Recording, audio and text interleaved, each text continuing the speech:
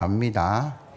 오늘 본문 누가복음 24장 18절에서 35절 말씀, 좌절의 길목에서 만난 부활의 주님. 한번 따라합시다. 좌절의 길목에서 만난 부활의 주님. 여러분, 사순절 동안 십자가 만들기 했는데 그 중에 여러 작품들이 있는데 우리 교회 화가가 한 분 계시더라고요. 문화가시라고. 여러분 보셨어요? 야, 저거 돌려주기 제가 싫은데 나중에 교회 지으면 딱 그랬으면 좋겠다라는 생각이 드는데, 오늘 제가 렘브란트라는 화가를 한번 소개하려고 그래요. 저렇게 생긴 분인데 빛의 화가 그래요. 여러분, 렘브란트의 그림을 보면 빛이 있고 없고를 통해서 그걸 부각시키는 그런 사람입니다. 얼마나 유명했냐 그러면 그 당시에 초상 하나 그려주면 700억 받는 정도. 그러니까 얼마나 많은 사람들이 그를 찾아오고 제자들이 생기고 부유함을 누리고 세상에 부러울 것이 하나도 없는 사람이었어요. 근데 그에게 불행이 다가왔어요. 인생은 늘 좋은 것만 있는 거 아니에요. 아내가 아프기 시작하고 시름시름 앓다가 그 아내가 죽어버렸어요. 잘 나가는 화가였는데, 유명한 화가였는데, 제자들이 수두룩한 화가였는데, 사랑하는 아내가 자기 곁을 떠나고 나니까 그때부터 술 먹고 방황하고 그림을 그리다가 던져버리고, 그리긴 그려도 어두운 그림만 그리고, 주변에 아무 사람들이 다 없어진 거. 제자들도 떠나가고 친구들도 떠나가고, 그런 인생에 낙이 없다, 더 이상 내가 살 희망이 없다라는 그 좌절 속에 예수님을 만나고 복음을 받아들였어요. 잘 나갈 때는 하나님이 가까이 와도 그렇게 생각이 없었는데, 실패하고 좌절의 순간순간 부활의 주님 찾아오셔서 그를 만나주시고 그가 다시 한 번 더 주님을 만나고, 그때부터 그림을 다시 그리는데 성화를 그리기 시작했어요. 그리고 그 그림의 스타일에 빛이 들어가기 시작합니다. 그럼 야경이라는 그림 혹시 있는 거 한번 보여주시면, 야간 경비대 줄여서 야경인데 없어요? 그 그림이 되게 굉장히 유명한 그림이, 나중에 한번 찾아보시고. 성화를 그렸는데 돌아온 탕자에 대한 그림이 렘브란트 굉장히 유명합니다. 저 그림이 특징들이 있는데, 여러분 제가 빛의 화가라고 이야기했잖아요. 여러 사람들이 있는데 그 속에 드러나는 사람들은 빛으로. 그래서 빛의 첫 번째 출발이 누구냐면 아버지의 얼굴에서부터 빛이 비춰지는 특징들이 있어요. 그 옆에 있는 장자에게도 얼굴에 빛을 비춰서 저 사람이 장자입니다라는 걸 드러냈고, 탕자의 등을 만지고 있는 저 부분도 빛으로 표현했는데, 여러분 손이 다르죠. 한 사람 손이 아니에요. 왼손과 오른손, 제가 보기에는 있는 이쪽 손이 왼손이고 저쪽이 오른손인데 남자 손과 여자 손으로 구분합니다. 하나님의 사랑이 여성성 같은 다양한 사랑스럽고 자비로운 부분도 있지만 또 아버지로서의 권엄한 사랑을 표현했다, 그렇게 이야기하고, 여러분 그가 신을 보게 되면 신 한쪽은 왼쪽은 벗고 있고 오른쪽은 신고 있어요. 그가 너무나 남루해서 신발도 신지 못한 그런 표현에서, 이제는 아버지가 신을 신겨라, 옷을 입혀라, 가락지를 입혀라, 아들로서 회복되는 그런 것들을 표현하고 있고, 그 옆에 서 있는, 말없이 서 있는 장자의 얼굴, 이런 어떤 부분들, 옷소매가 굉장히 길게 표현되어 있는데 그것은 장자죠. 일꾼은 옷소매가 길면 짧아요. 그림들을 보면. 왜? 일을 해야 되니까, 긁어지니까. 렘브란트가 18개의 성경을 읽었는데, 같은 성경이 아니고 다른 번역서입니다. 우리도 개정개혁 이렇게 다르잖아요. KJV, 킹 제임스 버전이라고, 여기 NIV 버전들이 다 다른데 18가지 종류의 성경을 이 본문을 깊이 묵상하고 하나님의 마음을 담아서 그림을 그리기 시작했다, 그렇게 이야기하죠. 하나 더 있는데, 오늘 본문과 관련된 엠마오의 그리스도, 저게 빛이 이름 보이죠. 부활하신 예수님의 얼굴과 뒤에 광채, 그리고 제자들의 얼굴들을 빛과 어둠으로 표시하고 있다라는 거죠. 미술의 전문가들이 이런저런 해석들을 하든지 부활의 역동감이 있고, 예수 그리스도의 그 어떤 자비하심과 제자들의 어떤 깨달음의 어떤 그림들을 그리고 있다라는 거죠. 렘브란트라는 화가입니다. 그가 정말 잘 나갔었는데 그에게 좌절이 찾아오고 슬픔이 찾아오고 고통이 찾아와서 그 고통과 슬픔에 매여서 그 영원히 끝날 것 같은 그 인생을 다시 일어서게 한 게 뭐냐면 그 좌절 속에 찾아오신 예수님. 그를 만나 주셨고 그의 재능을 다시 발휘해서 성화를 그리게 하고 그림을 그리게 하고 지금 엄청난 유명한 사람이 되어 있는 거죠. 우리가 살아가면서 때로는 좌절할 때가 있습니다. 그때 여러분들이 기억해야 될 것은 부활의 주님은 다가오셔서 우리와 함께 하실 줄로 믿습니다. 오늘 본문의 엠마오를 향하는 제자들도 마찬가지였다라는 거죠. 그들이 좌절해서 예루살렘을 떠나서 엠마오로 돌아가는 그 길목에 부활의 주님은 찾아가셨고 다가가셨고 그들을 회복시켜 주시는 이 말씀을 통해서 우리 주시는 하나님의 은혜 첫 번째가 뭐냐면 글로바와 다른 제자는 낙심하여 예루살렘을 떠나 엠마오로 향하고 있다. 여러분 18절 이하의 말씀이에요.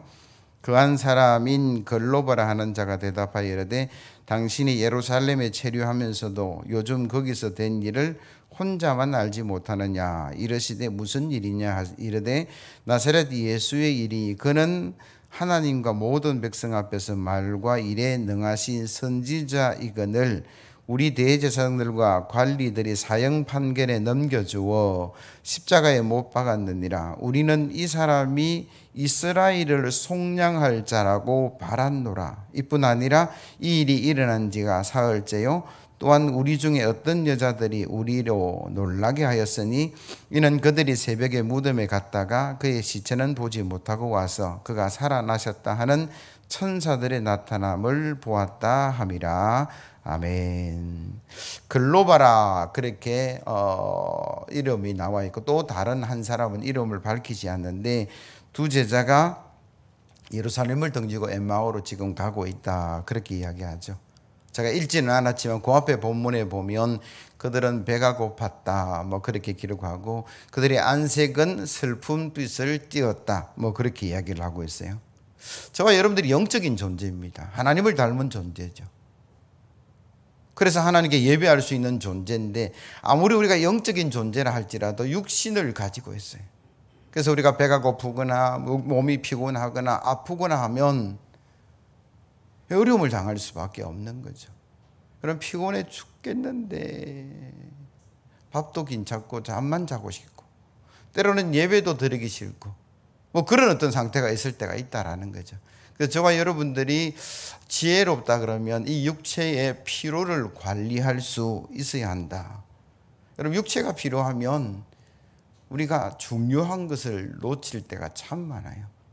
에스라는 사람이 장자권을 동생 야곱에게 팔았습니다. 뭘로 팔았어요? 팥죽 한 그릇에 팔았어요. 왜? 배가 고파서. 들로 산을 얻고 사냥한다고 막 뛰어나다 보니까 때도 놓치고 사냥감은 들고 오는데 지쳐서 배가 고프니까 동생이 준 팥죽 한 그릇에 장자권 그냥 넘겨버렸다라는 거예요. 그가 배고프지 않았으면 그렇게 쉽게 그걸 팔지 않았을 것이다. 갈멜산에서 850명의 이단의 어떤 선지자들과 싸웠던 엘리야가 지쳐가지고 하나님 나 죽여주십시오. 더 이상 사역할 수 없겠습니다. 그렇게 부끄러운 모습을 보여줄 때가 있었어요.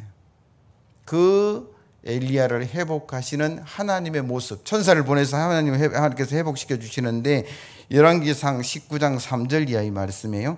그가 이 형편을 보고 일어나 자기의 생명을 위해 도망하여 유다와 속한 브엘셀바에 이르러 자기의 사환을 그곳에 머물게 하고 자기 자신은 광야에 들어가 길쯤 가서 한 로뎀 나무 아래에 앉아서 자기가 죽기를 원하여 이르되 여호와여 넉넉하오니 지금 내 생명을 거두시옵소서. 나는 내 조상들보다 낫지 못하나이다 하고 로뎀 나무 아래에 누워 자더니 천사가 그를 어루만지며 그에게 이르되 일어나서 먹으라 하는지라. 본즉 머리맡에 숯불이 구워 떡과 한 병 물이 있더라. 이에 먹고 마시고 다시 누웠더니 여호와의 천사가 또 다시 와서 어루만지며 이르되 일어나 먹으라. 내가 갈 길을 다 가지 못할까 하노라 하는지라. 아멘. 지쳤어요. 피곤했어요. 배가 고팠어요. 그러니까 뭐 사역이고 뭐고 다 집어 던지고 하나님 나 죽여주십시오 하는 그 엘리야를 회복시키시는 방법이 뭡니까? 재우시고 먹이시고 또 재우시고 어루만져 주시고, 그게 반복되면서 그의 육체가 회복되면서 그의 사명의 길이 회복되었다, 그렇게 이야기하는 거죠. 오늘 본문에 엠마오로 향하던 그들이 육신도 지쳐 있었고 배고픔과 여러 가지 어려움들이 있어서 부활하신 주님이 살아나셨다 그래도 그냥 제 갈 길을 가고 있는 거죠. 그래서 저와 여러분들이 잠을 주무셔야 돼요. 쉬실 때는 쉬셔야 돼요. 배고프면 드셔야 돼요. 그게 쌓이면 병이 오게 되고 면역성이 떨어지게 되고, 교회 가는 것도 예배하는 것도 하나님 일도 내려놓을 어떤 어려움들이 있을 수 있다라는 거예요. 그래서 지혜로운 성도들은 피로 관리하셔야 되고 육체 관리하셔야 되고 건강 관리하셔야 됩니다.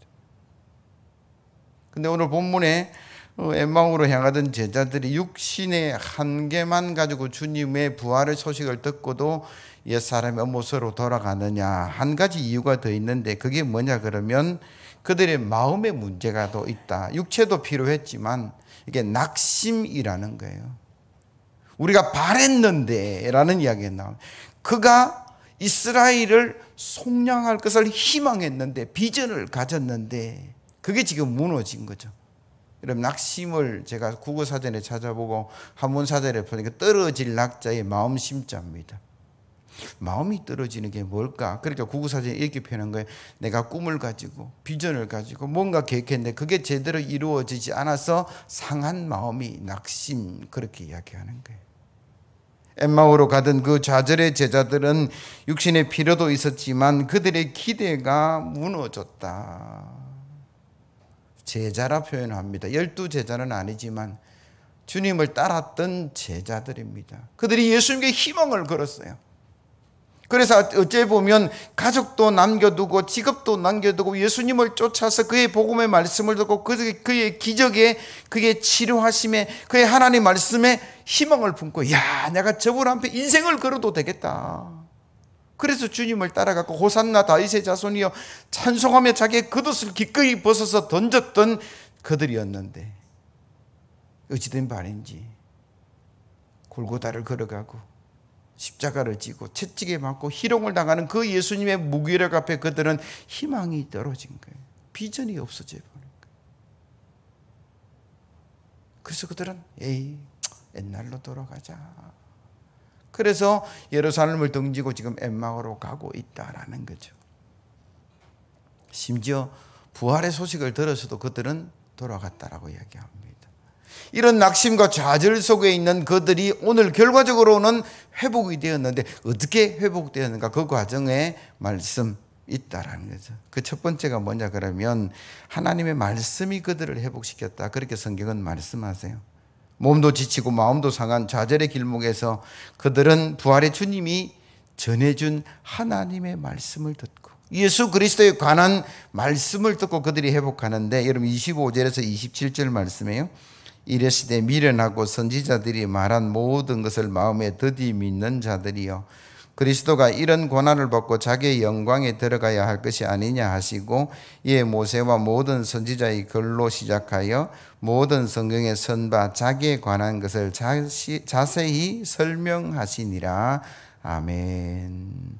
선지자들이 말한 모든 것, 모세와 모든 선지자의 글로 시작되어서 모든 성경에서는 예수님에 관한 것을 지금 풀어 설명해서 그들의 마음이 뜨거워지고 그들이 회복되었다라고 성경은 말씀하고 계세요. 그러니까 좌절의 현장 속에 찾아오신 예수님이 혼냈더라, 뭘 했더라 하나도 없어요. 하나님 말씀을 풀어서 그들이 말씀을 깨닫게 했더라. 그게 성경의 말씀이다라는 거죠. 구약 39권입니다. 신약은 27권입니다. 39, 27, 66권 예수님에 관한 이야기예요. 66권을 한마디로 말하면 요한복음 3장 16절 하나님이 세상을 이처럼 사랑하사 독생자를 주셔서 이는 그를 믿는 자마다 멸망하지 않고 영생을 얻게 할, 그게 한 구절인데 그게 그 구원의 역사를 누가 이루느냐, 오실 메시아 구약에 관한 이야기죠. 오실 메시아 신약에 관한 이야기입니다. 왜 엠마오로 향하고 있는가? 그들은 하나님의 말씀을 들었어요. 알았어요.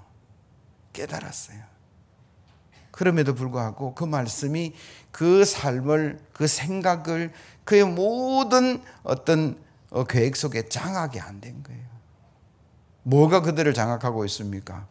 무기력한 예수님, 골고다에 걸어가신 예수님, 십자가를 지신 예수님. 이미 그건 다 말씀되었는데, 이미 다 예언되었는데, 여러분 한번 보세요.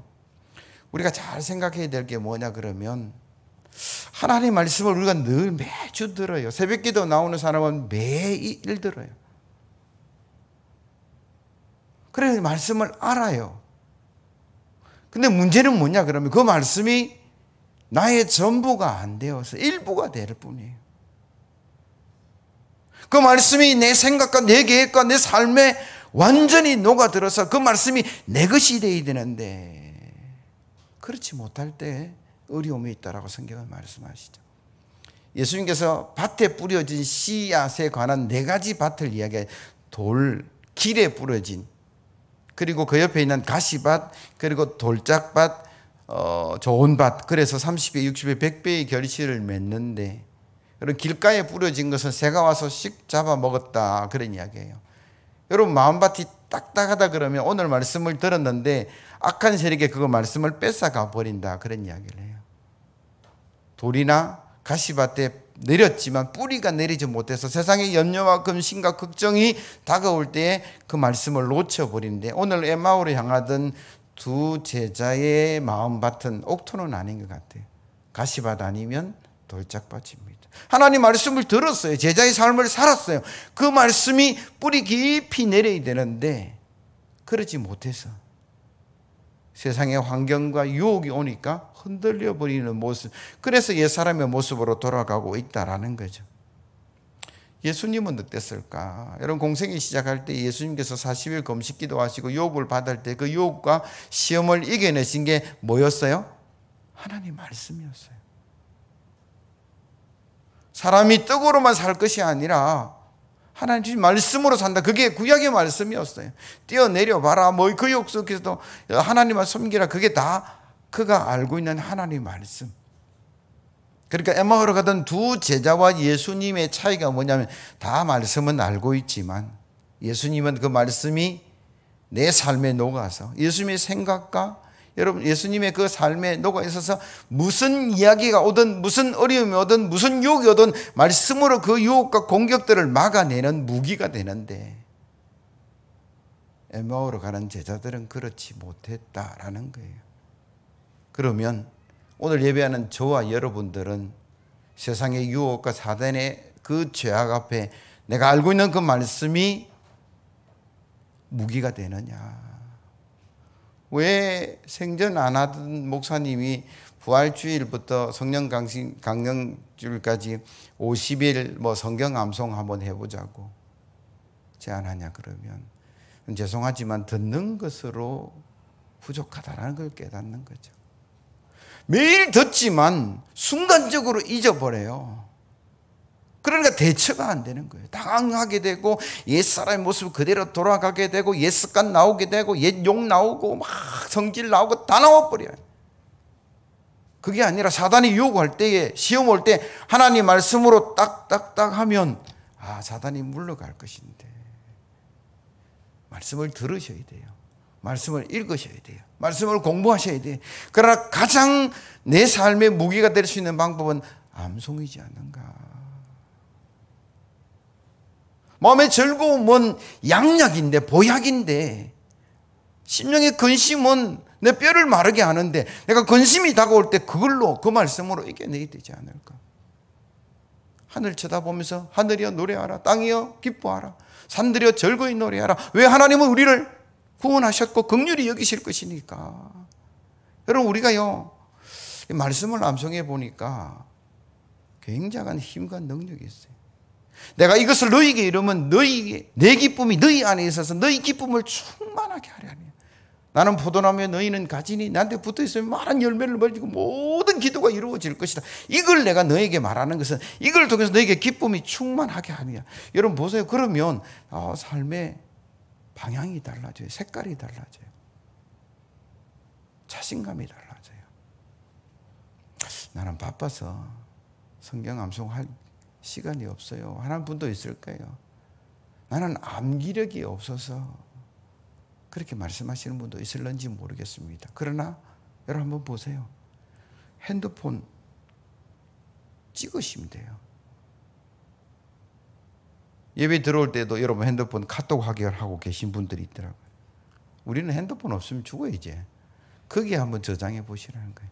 게임 시작하기 전에 말씀 한번 읽고 게임 하시면 좋겠고, 카톡 하기 전에 말씀 한번 해보면 좋겠고, 친한 사람들한테 오늘 말씀은 이거야 찍어서 보내주면 나 외웠다? 절반밖에 못 외웠네. 한번 해보세요. 제가 일주일 동안 하자 그래놓고 저는 안 하면 안 되잖아요.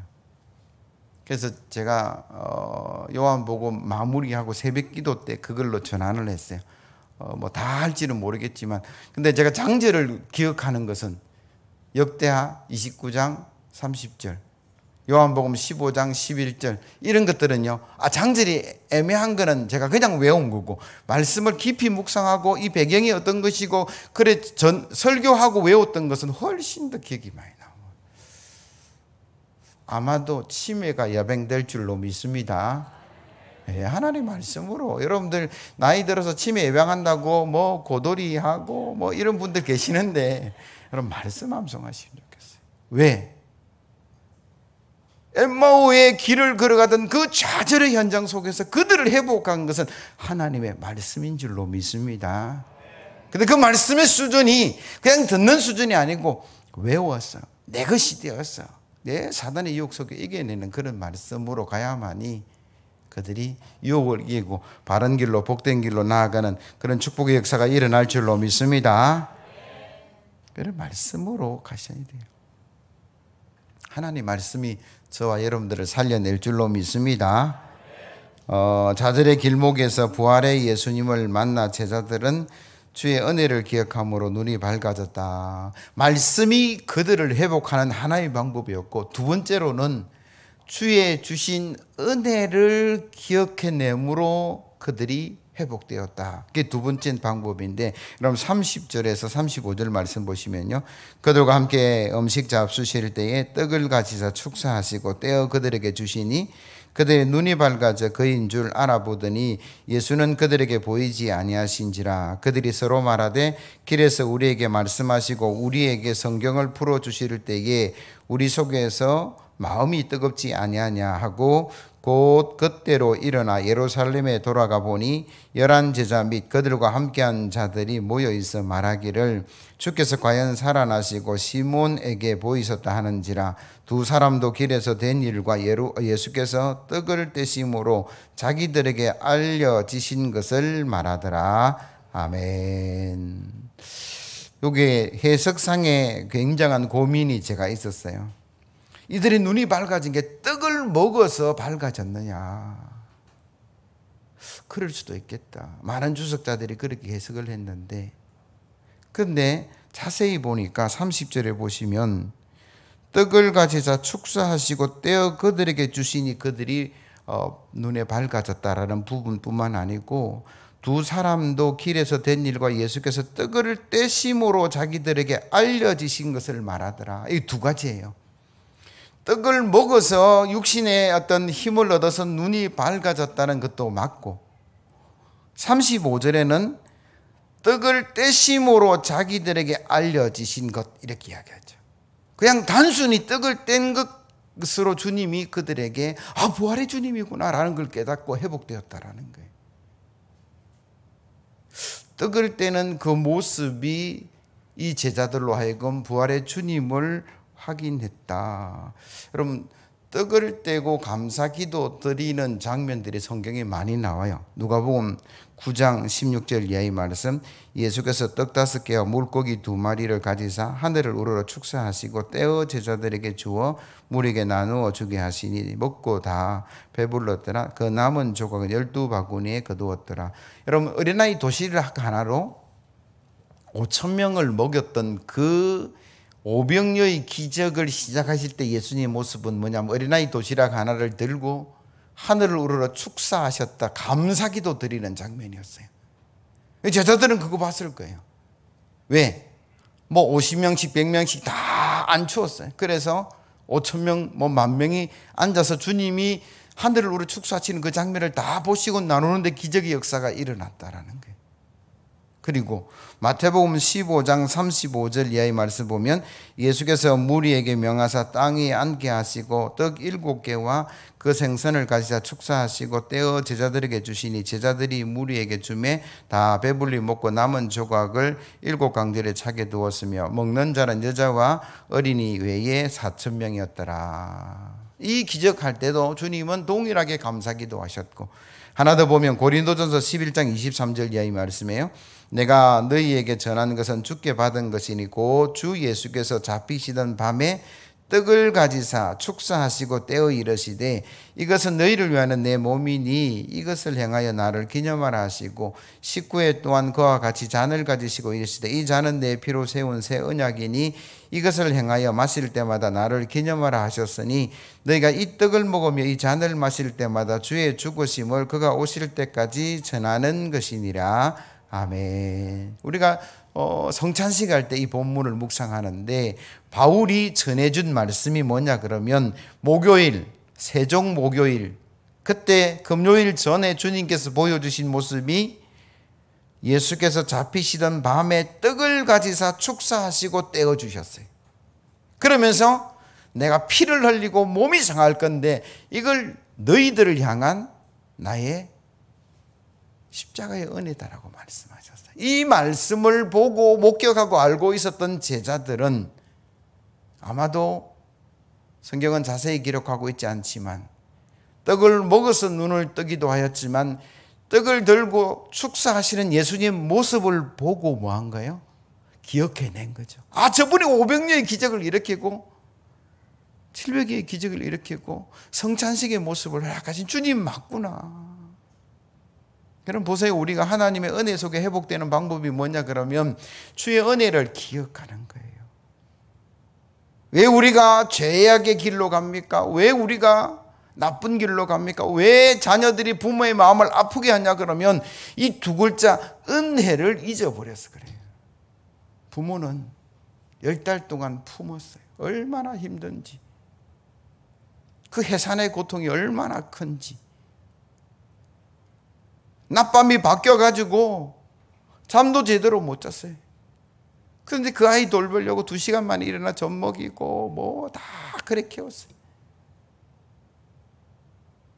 조금 크니까 지 혼자 큰 것처럼 생각하는 거예요. 똥기저귀 지가 다 가는 것처럼 생각하는 거예요. 엄마 아버지 나한테 해준 게 뭐 있어요? 이러면서 중고등학교 때 막 덤빈단 말인 거예요. 왜 그가 그런 이야기를 하냐 그러면 그 은혜를 몰라서 그래요. 정지훈 집사님 뭐 가서 애기 넣을 건데 사진 다 찍어 놓으세요. 똥짜기부터 싹 다. 나중에 애 먹이면 보여주셔야 돼요. 이 은혜를 잊는다는 게 얼마나 나쁜 길로 갈 수밖에 없느냐. 왜 좌절했느냐, 왜 실망했느냐, 왜 부활의 소식을 듣고도 나는 예루살렘을 등지고 엠마오로 옛사람으로 다시 갈 거야 라고 했냐면 그들이 주의 은혜, 기적의 은혜, 축복의 은혜, 십자가의 은혜를 잊어버렸고 그게 다시 상기될 때에 길을 돌이키고 삶의 방향을 돌이키고 다시 그들은 사명자의 길로 갔다라는 거예요. 혹여 힘드세요? 혹여 낙심이 되세요? 하나님이 어디 있는가 잘 모르겠어요. 여러분들 과거에 베풀어 주신 하나님 은혜를 기억해내는 저와 여러분들이 되어야 될 줄로 믿습니다. 그 은혜를 잊지 않아야만이 우리가 바른 길을 갈 수 있어요. 그런 뉴욕에 가면 엠파이어 스테이트 빌딩이라는 게 있습니다. 여러분 몇 층인지 아세요? 102층입니다.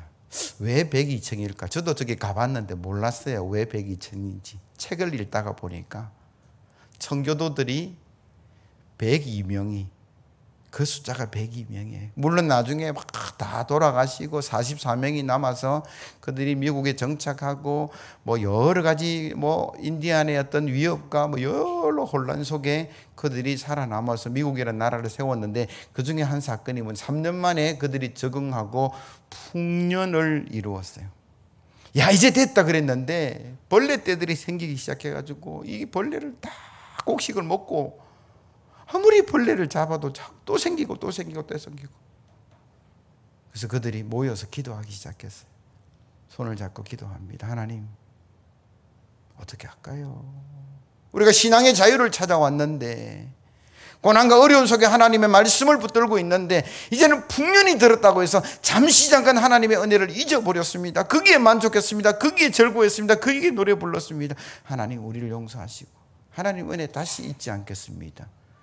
놀랍게도요, 그 다음날 아침에 참새떼가 날아서 그 벌레를 싹 다 정리하더라는 거예요.